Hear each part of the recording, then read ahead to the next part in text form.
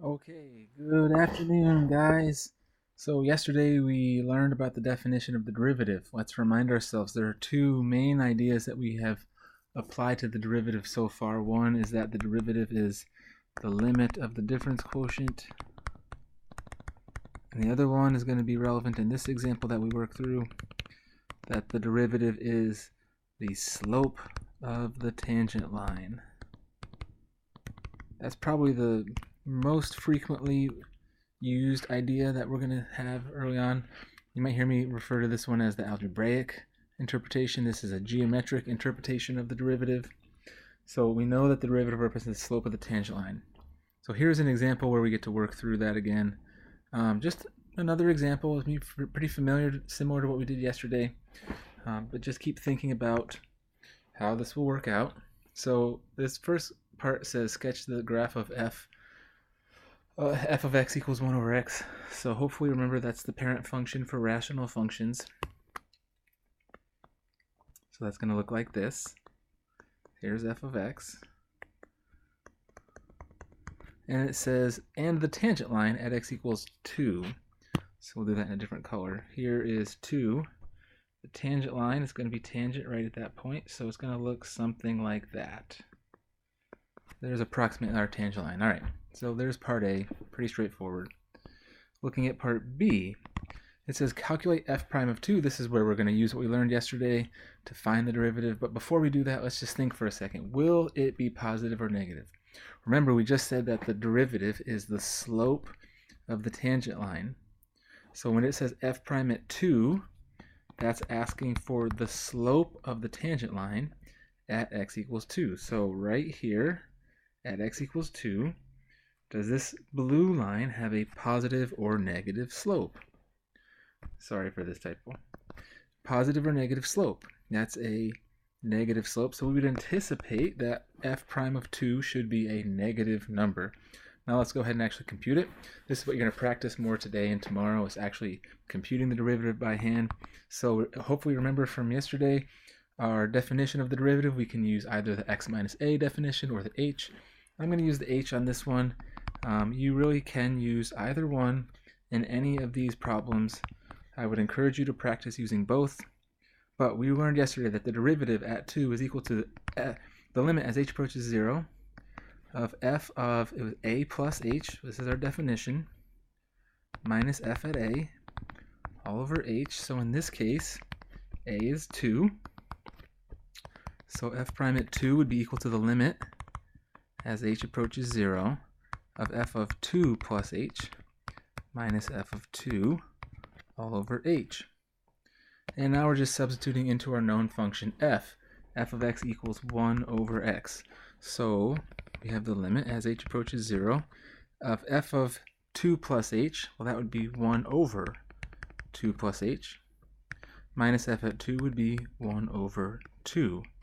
And we're just substituting in our values into the function f, which says whatever we have, whatever we substitute, do 1 divided by that thing. Alright, so once we've done that substitution, now we can just work through the basic algebra here. We'll notice in our numerator that we're subtracting fractions. And in order to subtract fractions, what do we need to have? That's right, like denominators. So to get these to have like denominators, I'll multiply the left fraction by 2 over 2 and the right fraction by 2 plus h over 2 plus h. Because really, remember, these blue expressions are equal to 1. And we know 1 is the multiplicative identity. So we're not really changing the value at all here. Still, this is a limit. Now I can go through simplifying it here. As I multiply here, I get 2 minus, if I distribute that 1, I get minus, be careful here, I'm actually distributing the negative 1. So I have 2 minus h all over my common denominator of 2 times 2 plus h. I'm just going to leave that for now. I don't need to multiply that through. Eventually I'm just going to substitute, and that's when I can perform all those operations. And that's still all over h. And now, again, I'm just working through some algebra here. We want the limit as h approaches 0. 2 minus 2 is 0.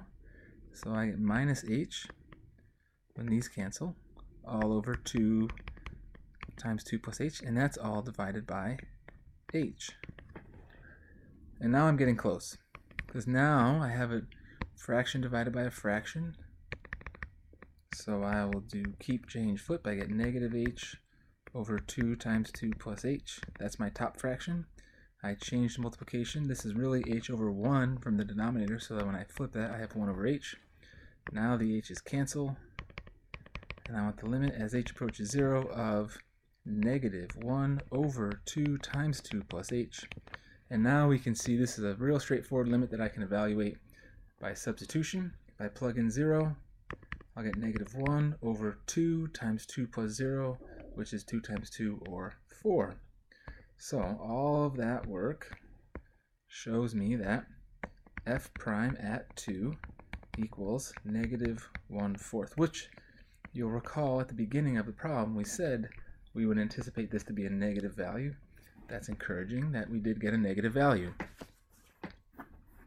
Alright, so the last part is part C. This is the part we actually get to apply our geometry here. It says find the equation of the tangent line. We know that in order to find the equation of a line, we need to know two things: the point and the slope. Well, we know the slope. We just found it, right? This is slope right here. Slope of the tangent line is equal to the derivative. So slope is negative 1/4. The point that we're interested in is when x equals 2. And we know when x equals 2, f of x is 1 over 2. So our point is 2, 1/2. Altogether, we can plug that into the point slope form of a line. So we have y minus the known y coordinate equals slope times x minus the known y coordinate. And there is our equation of the tangent line. Okay, so again, similar application to yesterday, but trying to look a little bit more explicitly at the geometry of it, looking at the function. What we're saying here is that this equation down here is the equation of this blue line up on the graph. That is y minus 1/2 equals negative 1/4 times x minus 2. You're welcome to simplify it into slope-intercept form if you'd like. Either answer is completely correct. All right, good.